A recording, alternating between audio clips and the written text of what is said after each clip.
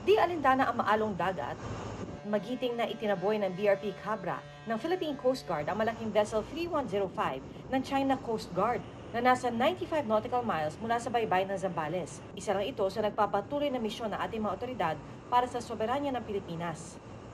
China Coast Guard Vessel 5303. This is Philippine Coast Guard Vessel BRP Bagakay, MRRD 4410. You are advised that you are currently sailing within the Philippine Exclusive Economic Zone. Misyong itinataguyod din ni Seawoman 2nd Class Stephanie Villalon at iba pang PCG personnel na bumubuo sa grupong Angels of the Sea. The Philippine Coast Guard specifically chose women as Angels of the Sea to create a soft approach in handling maritime disputes within the Philippine Exclusive Economic Zone. Boses ng diplomasya, matapang at may ipinaglalaban, hindi lang para sa sarili kung hindi para sa bayan.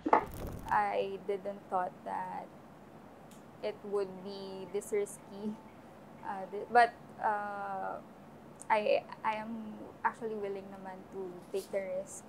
Ang mga Angels of the Sea natapos sa isang all-women training program na layong maiwasan ang mga kritikal na tagpo sa tubig. Meron nga silang mga bagay na mas nagagawa nila ng mas effective at mas maganda, especially dito sa ating thrust of communicating with our maritime law enforcement counterparts. Ang kanilang tinig tila kumakatawan sa kapayapaang layo ng bansa sa gitna ng tumitinding tensyon sa ating karagatan. I am a kind of woman who inspires people, not just because I'm willing to fight, but because I want to make fighting unnecessary.